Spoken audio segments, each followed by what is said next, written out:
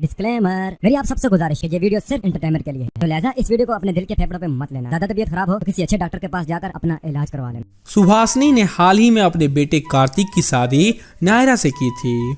नायरा उस घर में नहीं थी, इसलिए नायरा सुहासिनी से और सुहासिनी नायरा से दोनों एक दूसरे से अच्छा बर्ताव कर रही थी। दोनों सास बहू की एक जैसी आदत थी। उन दोनों को टीवी देखने का बहुत शौक था। नायरा को टीवी सीरियल देखना बहुत पसंद था, वहीं सुहासिनी को क्राइम स्टोरीज देखना पसंद था। एक शाम नायरा टीवी पर साथ निभाना साथिया 2 देख रही थी। हाँ, ये मार मार खत्म कर दे बुढ़िया को, हर रोज बेचारी बहू को परेशान करती रहती है। इसे आए हुए 2 दिन नहीं हुई है और ये मुझे मारने की बात कर रही है, इससे बच कर रहना होगा। सुहासिनी नायरा की बात का कुछ और मतलब सोचकर बहुत डर गई। वह डरे डरे नायरा के पास जाती है। बहू रानी, मेरे सर में बहुत दर्द हो रहा है, क्या तुम एक कप चाय बनाकर ला सकती हो?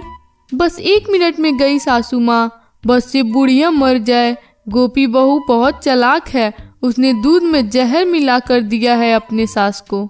यह सुनकर सुहासिनी की सांसें गले में ही अटक जाती है और वह नायरा से चाय न बनाने को कहकर अपने कमरे में जाकर सो जाती है। उसके सोने के थोड़ी देर बाद नायरा उसके कमरे में 1 गिलास दूध लेकर आती है।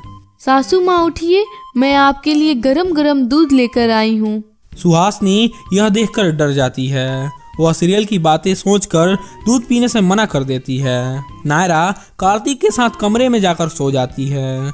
आधी रात को जब नायरा पानी पीने हॉल में आई तो उसे कुछ ऐसा दिखा जिसे देख उसकी आंखें फटी की फटी रह गई, क्योंकि इतनी रात को उसकी सासू माँ हाथ में चाकू लिए क्राइम स्टोरी देख रही थी। यह देख नायरा पानी पिए बिना डर कर जाकर कमरे में सो जाती है। अगली सुबह हर दिन की तरह कार्तिक अपने काम पर चला जाता है। उसके जाने के बाद दोनों सास बहू घर से बाहर निकलने की योजना बना रही थी।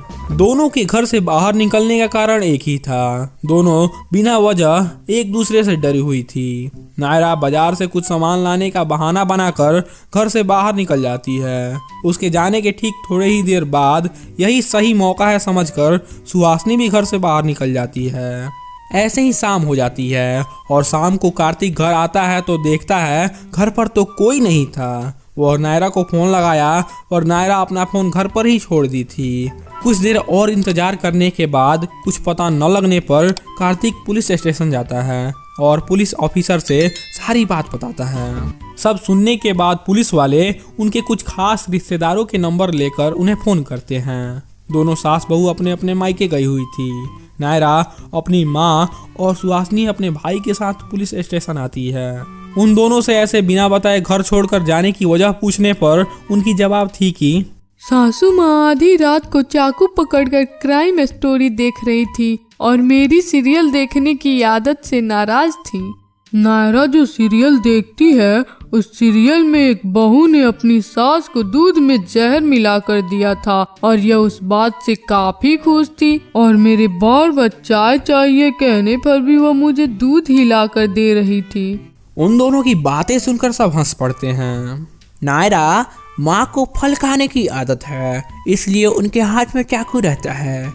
जिस इंसान ने आज तक मच्छर नहीं मारा वह तुम्हें क्या मारेंगी? उन्हें तो बस ऐसे शोध पसंद है। और माँ, जिस लड़की को आज तक सब्जी खरीदने नहीं आया वह भला आपके लिए अचानक से जहर कहाँ से लाएगी? कार्तिक दोनों को अच्छे से समझाता है और दोनों समझ जाने के बाद एक दूसरे से माफी मांगती हैं। घर पहुंचने के बाद कार्तिक टाटा स्काई का कनेक्शन काट देता है। मैंने इस टीवी में यूट्यूब इंस्टॉल कर दिया है, आज से आप केवल सुपर लॉजिक के ही वीडियो देखेंगी। तो आपको कैसी लगी यह कहानी? अगर कहानी पसंद आया हो तो वीडियो को जरूर लाइक कीजिए और ऐसे ही मज़ेदार कहानियाँ देखने के लिए चैनल को सब्सक्राइब कीजिए।